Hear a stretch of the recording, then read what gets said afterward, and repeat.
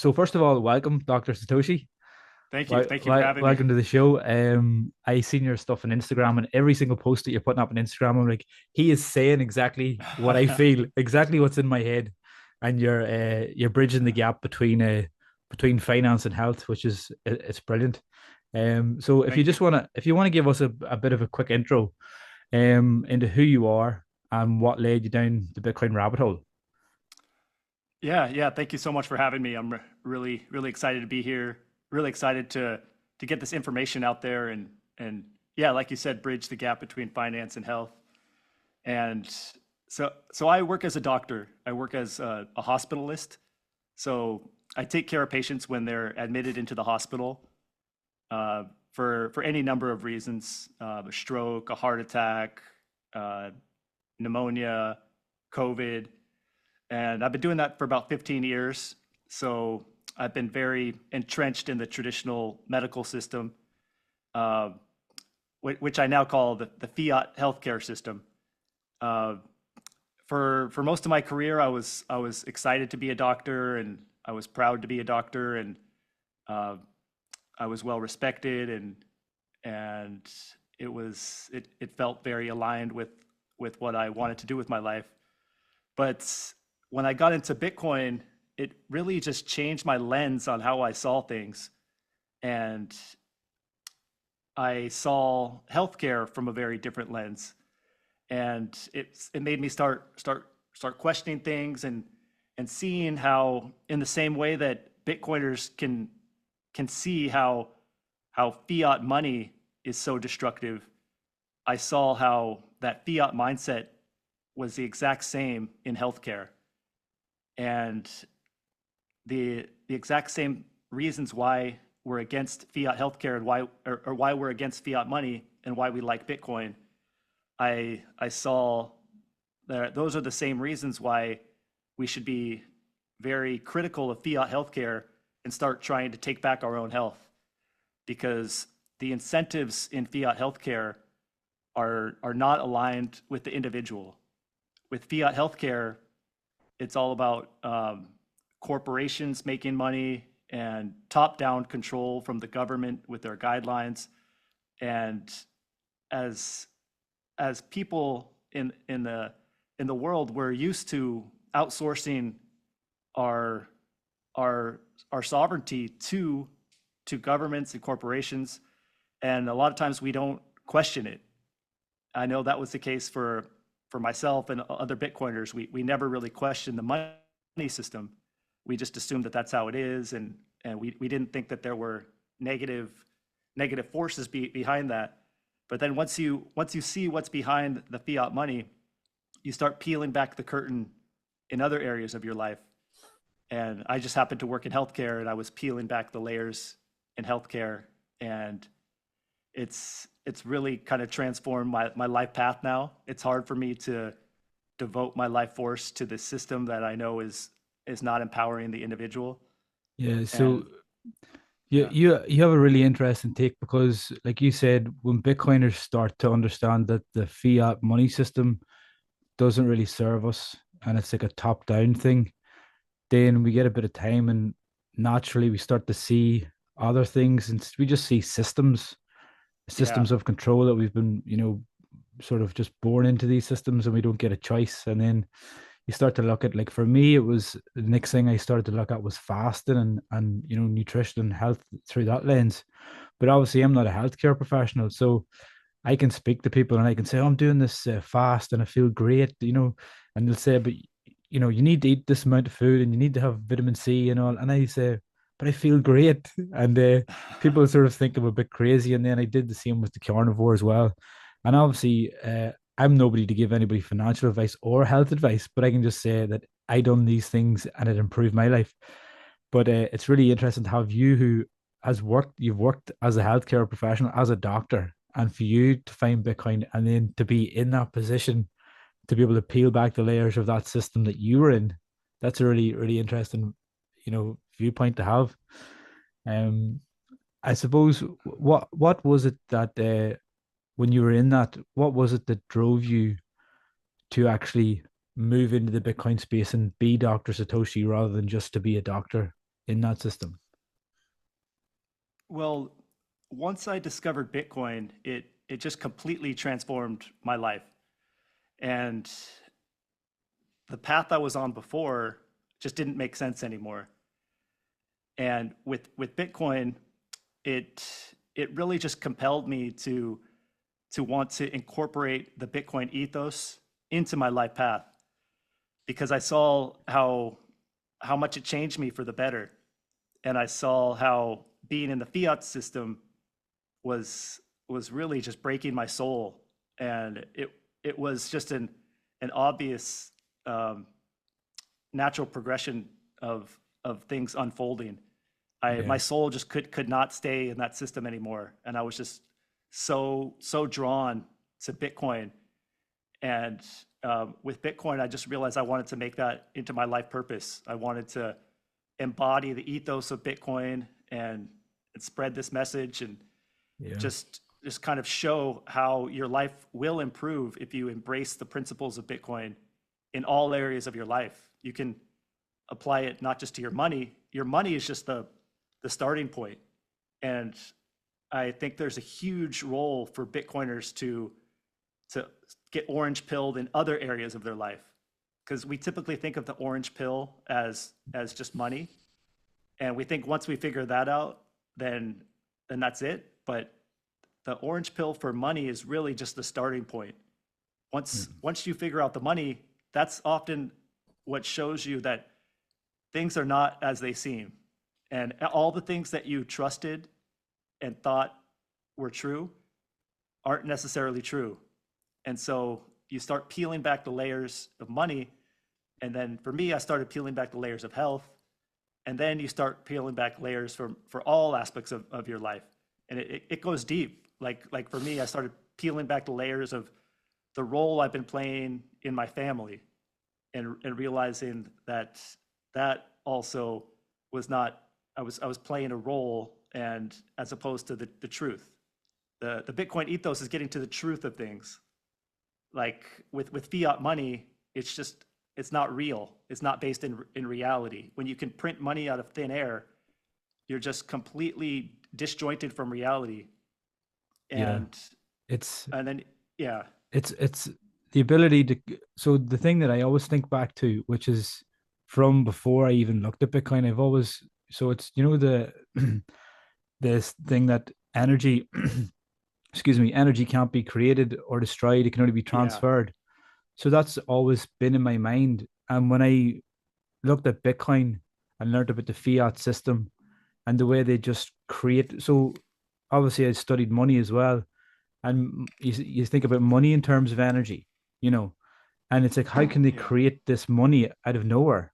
They It's not possible, because if you believe that energy can't be created or destroyed, it can only be transferred. So when they're printing all that money, where is that coming from? And I didn't know, but now from just looking at Bitcoin, because obviously you come in because the numbers going up and you realize, this thing has been designed to go up in value over time, and you're like, you get a bit comfortable, but you start looking more at it and you start to realize that there is so much wrong, or the word that I would use in this world is, there's so much things that are unnatural. It's such an hmm unnatural way of living, the way we live. yeah, And I often think sometimes it's like, there's a lot of like mental health and anxiety and all these sort of things, and people say it's social media, but I think back to like 100 years ago, people weren't worried about, oh, do I have to pay my tax, and I have to do this or do that. They just lived in the present moment. And I think that's the hmm way we're supposed to be. It's only like this little experiment that we're living in of the past, what, 100 years or something. It's when people look back on this time, they're going to be like, what a weird experiment that those humans lived through. It's such an unnatural way to live. And I think that's a bit deep, I suppose, but it's like Bitcoin led me to that thinking and give me the confidence and conviction to be able to talk that way with other people, usually hmm Bitcoiners, but now I speak to other people, and they do just think, what are you talking about? Like, you're not wise. You're not wise. But that's kind of why I had the podcast, because I need to have these conversations with other Bitcoiners. But would you agree with me that the system that we live in, these systems are unnatural? 100%, and that's a huge thing that draws me to Bitcoin, that fascinates me about Bitcoin, is it's a return to natural law. There's natural laws that exist in this universe, and if you return to the natural law, a lot of problems will just auto correct. The world operates on natural law. Nature operates on natural law. You don't see this huge distortion in other systems in the world. It's exactly like what you say. It's a huge distortion from reality.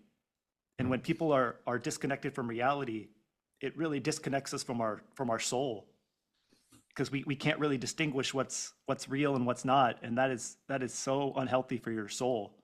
Yeah. When when you return to reality, back to natural law, it it it creates this harmonization of the energy, and you can feel that energy not only outside of yourself, but it also is inside of yourself. You become more coherent, and if once we go to a full Bitcoin standard, we're going to be so much more in tune with this natural law, and people are going to feel so much more at peace. Mm. Already, people that have made this shift and have moved their energy from the fiat system into the Bitcoin system. And I love how you talk about the energy, because that's what this is. Your money is a representation of your energy, of your life force, and you could choose to put it in the fiat system. And before that was our only option, but now we have an option to move our energy out of that corrupt, unnatural fiat system and move it into this Bitcoin system, where you are aligned with natural law, and you can escape that distortion. And when you get out of that distortion, you feel it in your body. You feel it in your nervous system. In the fiat system, you're wrapped up in the distortion, which causes stress, and your body can feel that it's just out of alignment. But when you put your energy into the Bitcoin system, and I hear this from so many Bitcoiners that I talk to, they just feel more at peace. Your nervous system is regulated. You feel less stress, and then when you're at peace, you can actually hear what the universe is trying to tell you. When you're just in that stress mode, you're just trying to survive each moment, um, moment to moment. But when you can be at peace, you can just be still, and the universe can then talk to you and guide you. And it's kind of metaphysical and spiritual, but that is what really fascinates me and draws me to Bitcoin, is that spiritual aspect to it. Yeah. Yeah. It's funny because, you know, Bitcoin draws in a lot of different people. And usually it's like, I think it began before I get into Bitcoin, it was like the tech guys, and it was like this nerdy thing for the tech guys. Yeah, And then it was the finance guys. So when I came in, it was like I was in groups and it was a lot of financial people. And yeah, the people that I were following it was all about the finance, big finance. And, you know, recently we had the big institutions come in. But for me, Bitcoin draws in so many different people from so many different areas. Like you're coming at it from healthcare, and mhm, I just think like when you're talking about it being spiritual.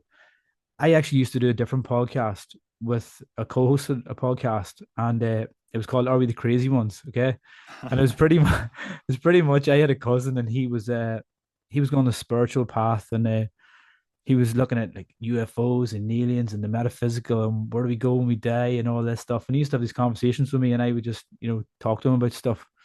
And he would like, how do you know this stuff? How do you feel this stuff? And I'm like, I don't know. It's just in there. It's just I ponder a lot of stuff. I'm a critical thinker, and I think deeply about stuff. And he's like, I'm trying to read this book about Nietzsche and I'm trying to do this and Carl Jung, and I'm trying to put all this stuff together. And I just was able to have it, you know, a natural way of understanding this stuff. So when I was doing this podcast anyway, a lot of the stuff would come up, and I would always be saying like, you know, I think like Bitcoin is like I think Bitcoin might be like Bitcoin spiritual. Bitcoin is like mhm, the only thing that's true, because obviously in that podcast we're trying to find out, is this true, is it not true? And I'm like, mhm, the only thing that I'm confident that is actually true, 100% truth, is Bitcoin. And then I talked a yeah, little bit about Bitcoin there, and then we were talking about other things, but I kept finding my mind always coming back to that thing that we say, you know, Bitcoin fixes this. There was every topic from aliens to God to whatever politics. I was like, Bitcoin fixes this. Bitcoin is the answer to this. Because we were talking about all the things that are wrong in society, and I was like, if you could just look at this a little bit more deeply, it's not really to do anything to do with money. It's about so much more. So it's I really like that you're talking about your soul, and you're talking about Hmm. this being a spiritual thing, and that's what I feel. And I think kind of because I came into this with a lot of people that were finance focused, I even as a Bitcoiner find it difficult to speak in those terms with those Bitcoiners because I think they've gone in deep enough to understand it as a money and as a financial tool, and they don't need to go any deeper. Whereas I, I'm still quite young. I can make mistakes finance wise because I'm going to be able to correct those mistakes. I've got plenty of time until I retire. So I think about it in all these deeper levels, like the health and the fitness and spirituality side of it. Like I even joked Yeah. one time, uh I even joked one time, I was like, I think Bitcoin could be the second coming of Jesus because it arrived and it made the world a better place. So it's really interesting that you think you talk about it in those terms. Yeah, yeah, there's something very deeply spiritual about it. And what you just said about how it just arrived in the universe at the perfect time, right when we needed it the most. It just arrived out of out of nowhere. It has this mythic origin story, and it just got dropped for humanity. If we didn't have Bitcoin, it would be very hard to have hope right now for a path out of all the chaos and the dark energy that we're going through. And we're at a point in history where there's a lot of different um, eras that are coming together. Like we talk about the fourth turning, and different periods are ending now, and there's a lot of periods that are converging now, and Bitcoin is central to that. It's core to this awakening that humanity is undergoing, and it's Yeah. it's going to be chaotic, but with Bitcoin, there's a potential that we can move out of this chaotic time into this more peaceful world and this better world, and we can hopefully minimize violence and minimize destruction because we have Bitcoin. If we didn't have Bitcoin, I think things would be looking very bleak right now, and things would probably look very bad, Yeah. which is what happens. There's society goes through cycles, and things blow up and then gets rebuilt. Yeah. So that's just the natural cycle of things. But with Bitcoin, we don't necessarily have to blow up this cycle. We can transition onto this new path. Yeah. And I feel it. A lot of people are waking up, and there's this global awakening that's happening, and Bitcoin is central to that. Yeah. And one of the key things as well, I know it's probably a lot of people are probably listening to this and they're just hearing about Bitcoin for the first time, and they probably don't understand why we know that it brings hope to the world, and why when the world is basically going to shit around us and there's a lot of bad things happening, and Bitcoiners are like, just keep stacking sats, everything's fine. We know Yeah. life's getting better. So a lot of people probably don't get why we have that sort of understand. But I think for me, one of the key things was when I figured out that Bitcoin actually disincentivizes violence, and how wars are funded through printing money. Like it used to be that if a country wanted to go to war, they had to get a wealthy landowner and convince them to fund the war. And then after that, we brought in the tax system, and then we could just tax the citizens, and they would pay for the war. But now, uh, people aren't going to pay for war through tax. So what they do is they just print money, and there's endless war, and Hmm. people don't realize that. And if we step out of this system and use a new system, we take away the power for them to print money and to go to war. And so there's there's a you can look into this. There's a whole big deep rabbit hole of how this happens, but that's the basis of it. If we move to a new system, we actually could bring about a more peaceful world because Bitcoin disincentivizes violence. If I own Bitcoin and you own Bitcoin and I have no way to get your Bitcoin from you and you've no way to take my Bitcoin from me, which you know is true, then why would I go and try to do you harm? Because I don't gain anything. So So yeah, by people learning about Bitcoin and understanding it, that is a very real thing that we could like. I believe as a Bitcoiner, the reason why I want to talk to people about this, not in terms of money, but just in terms of what it actually is and how it can change the world. It's I'm doing my little part to create a better world.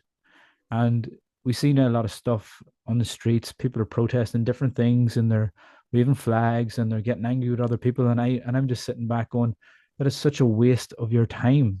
It's such a waste of your energy. Hmm.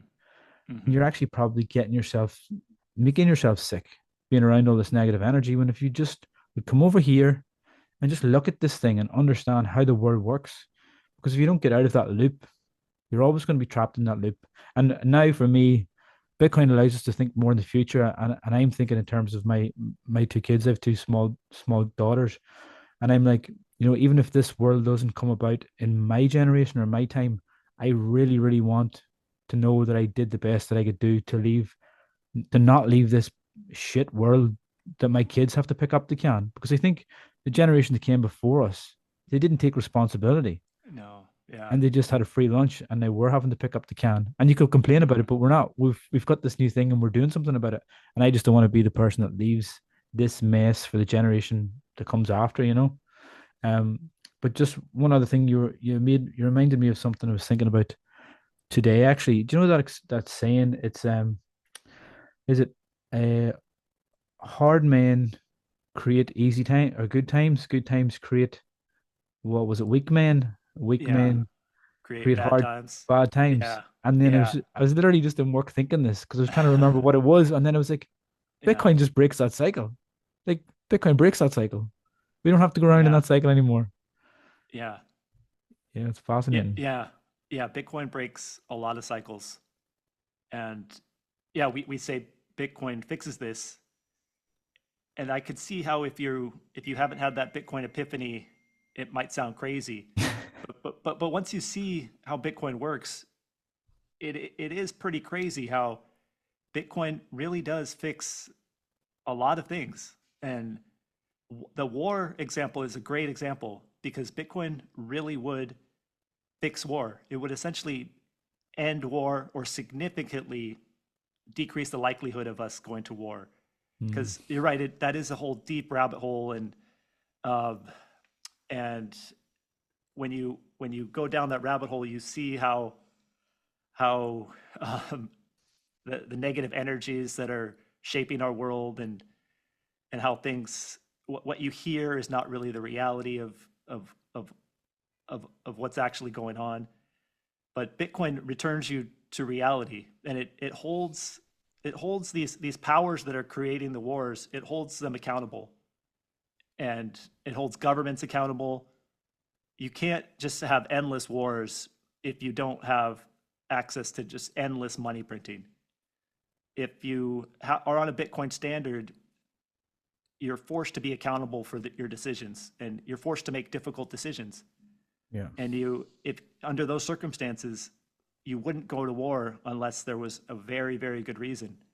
And Mm. right now, there's just not good reasons. But if you have endless money printing, then there's going to be reasons that they can manufacture, and Mhm. so yeah, Bitcoin would fix war along with so many other problems, and it's fascinating to think that this code, it's just code, And but this code it's is just can fix stuff. I know it still blows my mind every now and again. Yeah. Sometimes I'm like, I really got this, and then like just the fact that we're even talking about it in terms of this, it's just blowing my mind again. But It's so deep. yeah, There's so it's many so, aspects to it. and that's why it's hard to be. I heard somebody saying one time that when you see Bitcoin, you can't unsee it, and then it Yeah. becomes, and if you don't have a network or people around you that you can share this Hmm. with, it becomes a burden that you have to. It's a cross you have to bear because Yeah. you feel separate from your own family and your friends because you Hmm. have this information and you see how things really work, and you want to be able to talk to them, but they're not really receptive of it. Um, so it's great Yeah. to be able to talk about this in terms of money, in terms of spirituality, in terms of health, or whatever. But I just want to go back to you mentioned there, um, sovereignty. Sovereignty was a thing that it Mhm. took me a long time to really grasp what was sovereignty. And we're talking about governments and government control. And I think where I live now, uh, it's kind of it's quite common in this part of the world to have welfare states, and people don't want to take responsibility. People want to. It's okay. I'll pay my taxes. My government will look after me. They'll take care of me. It's fine. Everything will be fine. And in this part of the world, so we have in the UK, we have the NHS, which is the National Health Service. So it's free healthcare, and a lot of people fight for that. And it's a good service. It's something that I've always used growing up. But I've had experience more recently of private healthcare, and I found the difference is night and day. And I think that when we are sort of, like you said, outsourcing, or either it's our finance or outsourcing our health or whatever it is, once we outsource that, we get a much lower quality service. And I think Mhm. that if somehow I could just not pay my taxes and pay for private healthcare, I would much rather that situation. And it's always been a thing where we've sort of wanted our government to help us out, and it's the whole thing of tax the rich and give it to the poor, and it's quite socialist and stuff in this part of the world. And I was always kind of socialist, and then I was like, well, everybody's a socialist here until they get a bit of money, and then they're not a socialist anymore because they want to keep Mhm. their money. So I've gone through this whole flip, from sort of being reliant on the government and dependent on my government to actually being like they're having the view that the government has no right to be in my life in any form, and everybody should be a sovereign individual. Like the government shouldn't have any say in how I spend my money or how I spend my time or my energy, because I view my time and my energy as my life force. That's my lifeblood.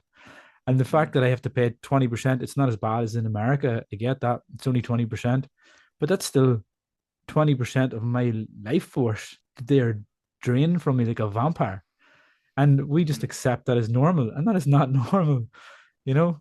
Mhm. So I've been going deep down the rabbit hole of, I've read The Sovereign Individual, and it's like a newfound excitement that Bitcoin's given me, look at, and it's nothing to do with Bitcoin, that book, but my eyes are starting to open to different sovereign movements around the world, and just really, really understanding and seeing that government is just it's a tool for control. Would you agree Mhm. with that? Would you agree that Uh, the government uh, there shouldn't even be um, governments? We can look after ourselves. well, that's kind of the beauty of Bitcoin is that it's apolitical.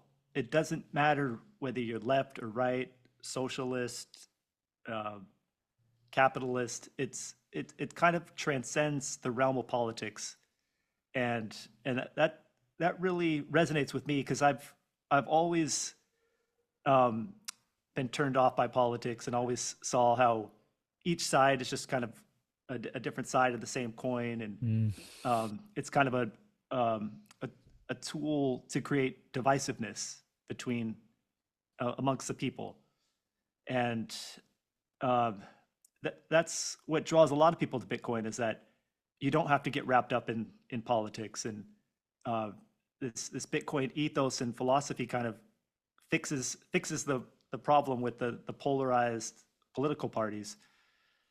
And um, so I don't I've never really had strong political opinions, but with Bitcoin, it kind of opened my eyes to seeing how much the government does exert control over our lives and how that's not a good thing.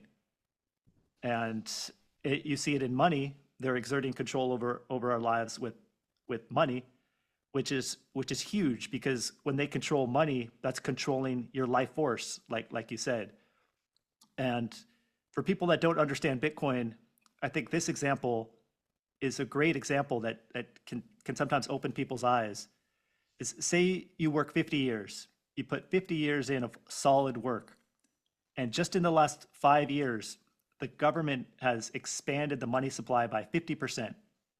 So that means that if you worked 50 years and put all your life force into that, the government prints 50% of the money supply over a 5 year period. that decreases your purchasing power by essentially it wipes off 20 of the years that you worked. So it's essentially like you worked 30 years.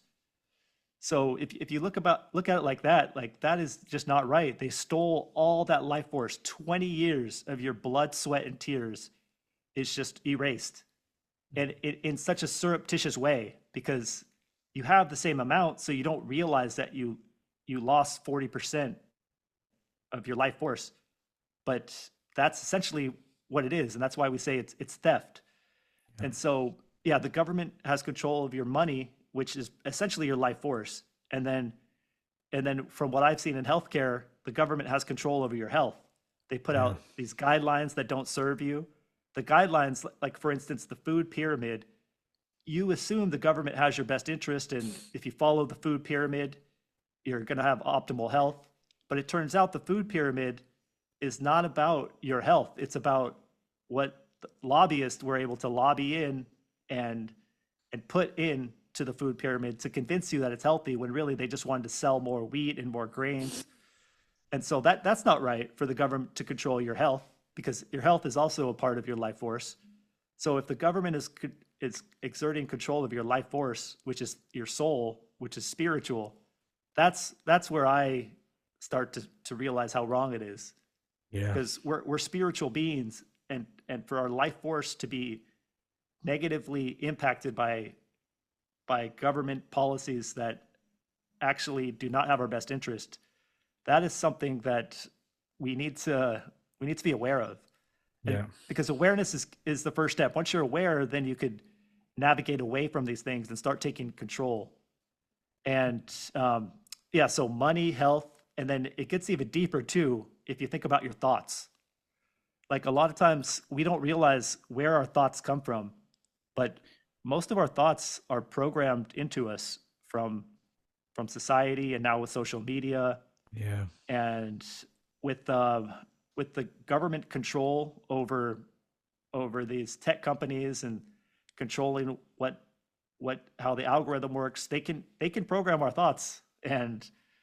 uh, and we should be able to have our own thoughts, and we when we don't even realize that our thoughts are being controlled, that it gets dangerous, because then they can influence our behavior and influence the direction of society.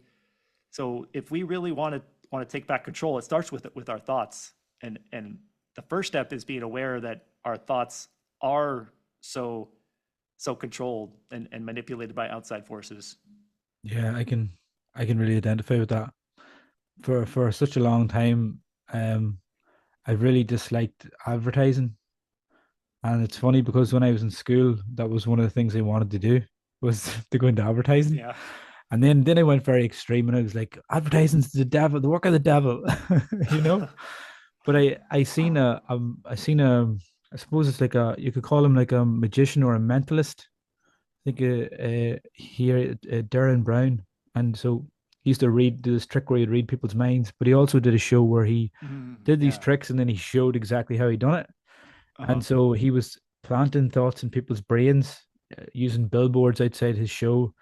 And so he would say, "Oh, this is, take that book and pick a page or whatever, or a newspaper." And he had implanted into their brain subconsciously that they would pick, say, for example, number 62, and they would do it.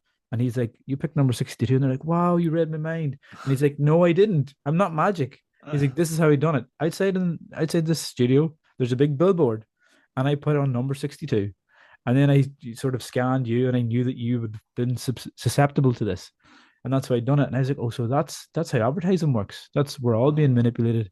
And I suppose the big thing was through television, how you'd Mhm. plant stuff, into like that's why it's called a program, because we're being programmed, Yeah. And then, but then when you see social media, then everybody's just constantly on social media, and that's why now as well, one of the things that I've been getting into is looking into Nostr, which is decentralized social media. Mhm. Well, not really social media, but you can use it for social media. But that's another area where people are seeing problems in this world and they're sort of uh, navigating those problems and coming up with solutions. But is it, like the way you're speaking about your thoughts there, it's you're going so deep there. So obviously you would be somebody that probably is a big advocate of meditation and stuff like that, would you? Yeah, Yeah, so you'd yeah. meditate and all this stuff. And would you have been that way before finding Bitcoin? Were you kind of spiritual and did you I think was this way? always on um, a a quest to find something deeper. I've always been on that path, and I've always been really into self help. Yeah, And so Bitcoin came along, and it just was a perfect blend because, like, I've been to a lot of self help seminars, like Tony Robbins, yeah, Joe Dispenza, and gotten a lot of value out of them. And it definitely um, helped me in a lot of ways. But Bitcoin, I what I found in Bitcoin was so much deeper than any of these seminars or books I've read, because it's a paradigm shift that kind of resonated with my whole soul. And I, instead of it just being a seminar you go to and learn some good tips, yeah. the the principles of Bitcoin have become You, basically a part of me now. yeah, you have become your Bitcoin. Yeah, And yeah, that and that's yeah, another thing that Bitcoiners say is like Bitcoin, you can't change Bitcoin, but Bitcoin will change you. It will change you as a person. yeah, Yeah, I can agree with that. Um, it's just thinking with the difference between finance and health. Obviously, I was reading through your document that you created, your from the yeah, website, yeah, that yeah, was great. But there's something that really stood out to me there. It's like you can learn about all this finance stuff and you can amass, a couple of Bitcoin or just a few Satoshis, but you can amass a massive amount of wealth. And if you were told that, you were sick and you only had one day to live, like who wouldn't exchange all that money to get one more day? So like hmm, having all this money is no good if you don't have your health. And a lot of people will yeah, work maybe 60, 70 hours a week to try and get more money to get, but if they don't have their health, it's all worthless. And I hmm, think it's great because now you're there putting the message out that, we should be focusing on our health as well. But not only that, the traditional system of what we're told, like the food and, take this medication, it's all sort of treating the symptoms rather than being preventative. So now we're able to, stack sats and now come to someone like you and say, like, I want to live a long life. I want longevity in my life. Uh, hmm. so we can go to you and you can help us with that. Um, when you're speaking to people about this, are you speaking to other Bitcoiners about this stuff, or are you talking to your normal patients about Bitcoin? Like, are you talking health to Bitcoiners, or are you talking Bitcoin to your patients? What way does that work? Well, I have been so entrenched in the fiat world my whole life. So this shift that I've made to to becoming Dr. Satoshi and spreading this message is a new thing. So I'm still trying to sort that out, and it's a really fun journey. And I was facing this thought that you brought up is, am I going to be in the fiat world and teaching fiat people about Bitcoin, or am I going to go into the Bitcoin world and teach Bitcoiners about health? And so I'm still trying to figure out exactly what my path is and what my role is. And I've been, because there are hardcore Bitcoiners who just exit fiat and they're living in the Bitcoin world, and that's a beautiful thing. And we need people like that, because you can go to a Bitcoin standard now and live in the Bitcoin world and live in that reality and that energy. And that's there's a lot of merit to that and a lot of benefit to that. But I think for someone like me, I think we need a bridge. We need people who are in both worlds and can um, can be the intermediary between both worlds. And we need people who understand Bitcoin to guide people from the fiat world into the Bitcoin world. And um, and we need to teach these Bitcoin principles to fiat people. But just the reality of the world that we're in now is it's going to be a transition into this Bitcoin world. It seems pretty inevitable that the future is Bitcoin, and we're going to experience hyper Bitcoinization. But the question is how long is that going to take? And it could take a long time. But So if it does take a long time, we're going to need to have this middle path where people can ease out of fiat and into the Bitcoin world. Uh, and so, just as an example, I'm still working in the hospital. I still do some shifts in the hospital because I think there's value in bringing my Bitcoin mindset into the fiat world. So I still have certain protocols I have to follow, and I still do things in a fiat way, which frustrates me at times. But I try to inject a little bit of Bitcoin mindset into my interactions with my patients, and the Bitcoin mindset, it translates so well to health, because one thing that happens when you have the Bitcoin mindset is you adopt a low time preference, which essentially means you're thinking long term. And what's more long term than your health? So Bitcoiners, when they stack sats, they adopt this mindset of thinking long term. And if you adopt that mindset with your health in terms of stacking your behavior, stacking your habits, and not necessarily seeing the results right away, but just having faith that over time, those habits that you're stacking are going to lead up to long-term vitality. And that's the ultimate low time preference mindset, which leads to low time preference behaviors. And that's the huge overlap between the Bitcoin mindset and health. Yeah. Well, one of the things actually that helped me understand the proof of work around Bitcoin, sorry, was um that if you don't do the work, you don't get the Yep. results. And that's like if you Mm-hmm. don't lift the weights, you don't get the muscles. You know Mm-hmm. what I mean? If you don't go for the run, you don't improve your cardiovascular system. You don't if you don't do the work, you Yeah. don't get the results. And that's Bitcoin. It's if you don't do the whether it's the studying or the physical stuff that you have to do or just the things you have to do to not lose your Bitcoin, to not mess this up. Because right now Mm-hmm. it's easy. You can go on an exchange and you can buy some Bitcoin or you can get somebody to show you how to do it. In the future, I don't think that we're going to be able to do that. We're going to have to provide value to do that. We're going to have to do the Mm-hmm. work to get the results. And that's why it's going to be a better world. But it's one of the that was one of the things that helped me understand the proof of work. So it's good now that I'm starting to think about coming back to thinking about it in terms of health. And I mentioned at the start there that I've done a bit of fasting. So I've done like intermittent fast, and then I've done like longevity fast, which is like a 5 day assisted fast. So I could eat a certain amount of food over 5 days. And then more recently I'd done the carnivore diet just as an experiment. I'd done it once and then I'd done it again. And then as in the middle of that carnivore, I done like a 3 day fast. I felt amazing. I felt like, why am I not being told about this stuff? And it was almost like it was a spiritual experience. Like I was Mm-hmm. texting my cousin who was the co-host on that other podcast was talking about. I was like, this is a spiritual experience that I'm having here. This is like, I don't need food. And it just makes you really wonder, like, Mm-hmm.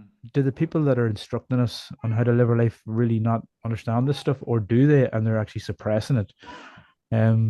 It's just sometimes I don't want to think too much about it because then you can think about that negative, why are they Yeah. doing this to us, Yeah. but it's just having the awareness of this is the way things are.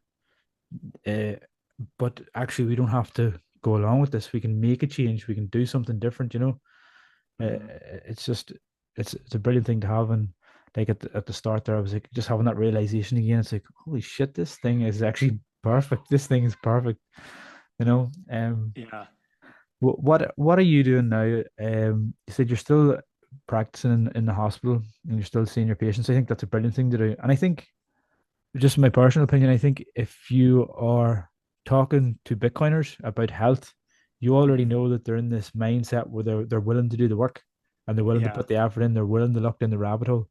I think that would be a great place for you to be. And then obviously, if you're able to still bring the Bitcoin mindset to everyday people, that would be great. But what you're doing on Instagram is unbelievable. The amount of content you're putting out is Yeah. perfect. Like when I see that stuff, it makes me smile. It makes me so happy. And then I've been onto your website and I've got your document and stuff as well. So if anybody else wants to maybe move from stacking sats and plan for their retirement and they want to start looking at their health, what would be the first steps? Where would you guide people? Should they go to your website or should they contact you on Instagram, or where should we start on our health journey? Yeah. So I started on Instagram, and my Instagram is Doctor Satoshi Wellness, and I'm really glad to hear that you're getting some value out of it because the social media world is so new to me. I've always been kind of against social media and stayed away from it. But I just felt so compelled to spread this Bitcoin message that I jumped into the Instagram world and started putting out some content. And it's been a lot of fun putting out content. And when I get feedback, like the feedback from you, it really is very nice to hear and makes me want to keep going and keep spreading this message. And I see so much potential for this message.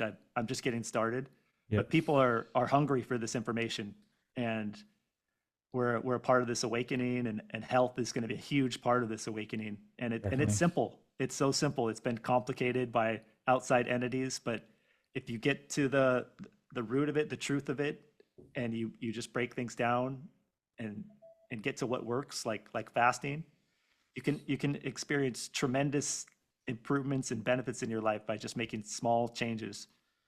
So yeah, Instagram is good, and then I'm also um, starting a YouTube channel. I've got a bunch of videos on YouTube, Dr. Satoshi, and I'm building out my website. So I don't have my website yet, but there's also the ebook that I wrote, the Health Sovereignty Blueprint that you read, and I'm glad to hear you got some value out of that too. And yeah, there's going to be a lot of stuff coming out because uh, Bitcoin has just invigorated my soul, and I just feel like there's so much stuff that I want to put out there. And uh, Yeah, yeah, yeah, brilliant. Just I'm going to leave you with two yeah, things here. Do you have Nostr, or do you know about Nostr? Have you heard about Nostr yet? yeah, yeah. I, Yeah, I have a Noster, you and have a I Nostr. definitely see the value of that, especially Yeah, going into the future. because I I was actually speaking with another actually had him on the podcast, a guy called Alan Bryden, and he's an optician, and he had mentioned that he was using Nostr with some other guys to work on like decentralized healthcare solutions. So that could be mhm, something that you could look into. You could maybe find out more about him or what he's doing there. yeah, But it seems like you can use it for so much, not just like a social media app. But yeah, the other thing I want to leave you with here is so we talk about AI, okay? And I was talking to, well, not last podcast that I was doing, I was talking to my cousin, and he was saying that, AI is going to learn from us and from us on the internet.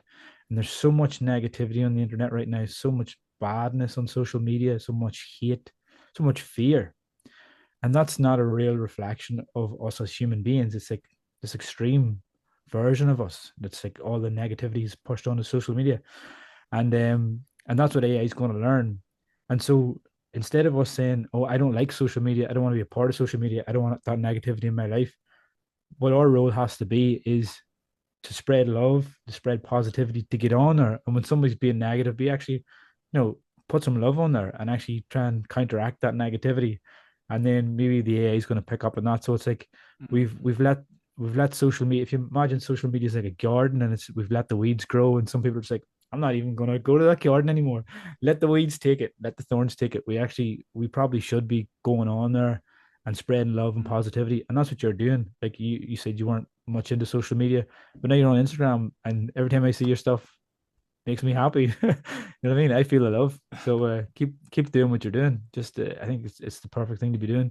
And I'm just trying to do this podcast and put up a few posts, and hope my friends don't think I'm this crazy Bitcoin guy, But what you're doing is brilliant, So I really appreciate you doing it, and hopefully the website takes off, and the YouTube and everything, and hopefully soon I'll be able to meet you in person, um, yeah. at That'd a be great. at a Bitcoin conference somewhere. Yeah, there's something about the energy that Bitcoiners exude. Though, kind of like you mentioned earlier, how it's kind of a sad place to be when you discover this stuff and you don't have people in your life you can talk to. So I just recently started going to Bitcoin meetups locally, and it really changed my life. It's being around other Bitcoiners and feeling that energy is such a beautiful thing because Yeah, we all see things the same way, and we all want to see the world get better, and it's yeah, so nice to connect with other Bitcoiners. And I love that message that you ended with in terms of we need to put this energy out there, even if it's not what we're used to or what we thought we were going to do. Yeah. When Bitcoin touches you, you kind of feel compelled to spread that energy to others in whatever way you can. Yeah. I feel Yeah. as a Bitcoiner personally, I have a moral obligation to Yeah. tell people about Bitcoin because I Yeah. explained it to a friend last week. He was talking to me and he's like, "Are you talking about that Bitcoin again?" And I was like, "Look, I'm going to explain it this way. If I find out that there's a meteor going to hit the Earth, do I sit in my house and not tell anybody, or do I go out into the Mhm. streets shouting about it and run the risk of people thinking I'm crazy? Like when the Yeah. meteor hits, what's going to make me feel better? Am I going to feel That's a better?" great, I love that analogy. And that's It's that's the so way. true. That's Yeah. kind of. I haven't always been like that. It's just more recently speaking to Bitcoiners and seeing the stuff that's going on in the world. It's like I have a moral obligation to do this, not even for my friends or for my family, but like I mentioned before, for my kids. I have to do something. And yeah, that's what I'm Yeah. trying to do. Just trying to do what you're doing. So Yeah. For whatever reason, we we're lucky enough to be able to see this. yeah, I often think about this. so do I. Why are we able to see it and other people don't? Because once you see it, it's so obvious, and you think, how are they not seeing it? But what was it about the people that do see it that allowed us to see it? It's kind of an interesting concept. Yeah, I actually think about that a lot too. Yeah, and different Yeah. aspects of my life, but especially in Bitcoin. Why did I get this gift to see this, and why don't other people? And Yeah. you know, what type of person do I have to become to be able to go and help other people see it? It's going back to the spiritual thing. It's almost like the disciples or something. It's like not to get like egotistical or anything, but Yeah. it is something on those levels. It causes you to think a lot. Well, that's all I'll say. But I've struggled with this too. Like, is it our duty to get other people to see it? Because oftentimes it's a very difficult task, and it's you Yeah, don't necessarily. it could be the It's it could be the yeah, wrong it could be the wrong focus for our energy. It could, yeah, because there's the idea that people will get it when they're ready, and yeah, if they're not ready, maybe it's not our job to force them. But yeah. What was it it's that just what was it that Satoshi says?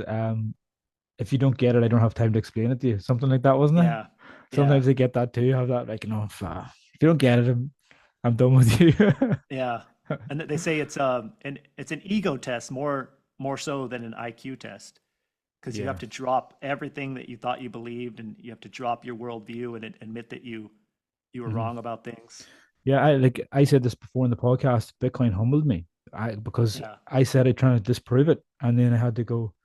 Either I'm going to keep saying no, Bitcoin's a scam, and I'm going to stay on the path that I am, which was in traditional finance, or I'm going to say everything that I've grown and understood and spoke to other people about and tried to convince them was true. Actually, that was all wrong, and I'm going to stop here and start again, and Mhm. it does humble you.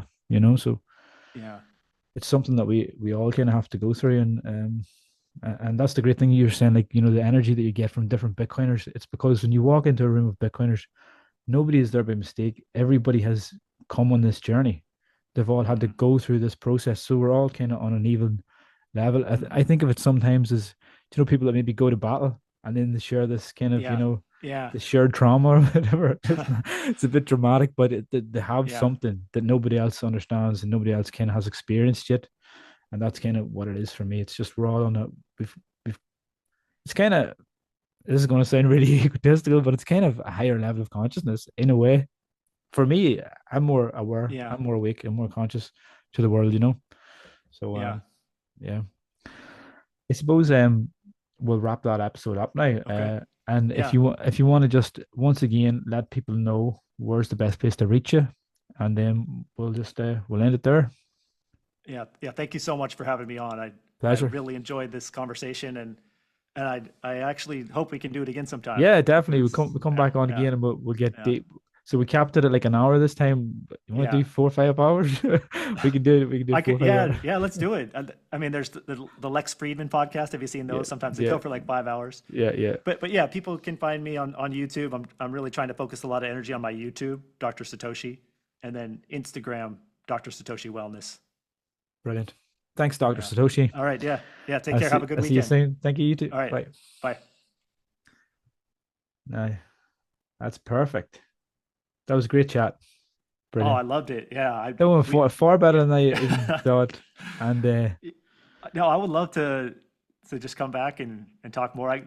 It yeah, I just get so excited just talking yeah, about these kind of things. and see, just actually speaking about it, because I think this is actually you're the first Bitcoiner I think that I've actually spoke to about it in terms of your soul and spiritual. I've spoken to other people who are spiritual people about Bitcoin, but haven't really spoke to Bitcoiners in terms of being a spiritual thing. I think you're the first, and I find Have you that seen my my YouTube channel? I don't think so. No, I focus a lot on the spiritual aspect of Bitcoin, so I think you might like it. yeah, I'll get It's on there. just Doctor Satoshi. Yeah, I'll get on there and check it out. So yeah, yeah, I'm happy to go down way down the rabbit hole, and yeah. do as long as we possibly can. Yeah, we'll make it a regular thing. We'll make it a regular thing. I would love it. Yeah, we could bring guests on, and Yeah. yeah. Do you mind sending me this? Because I think my recording, I'm not sure if it went through. Oh, yeah, I can send it to you. I've used WeTransfer, so I can send you the link, Okay. and then you can download it there. We'll do it Okay. that way. Yeah, that'd be great. Yeah. Perfect. Well, I'll let you go All then. right. All right. Yeah. Great. Take Thanks for care. your time. Have a good weekend. Yeah. You Take too. Bye care. bye. Bye. Bye.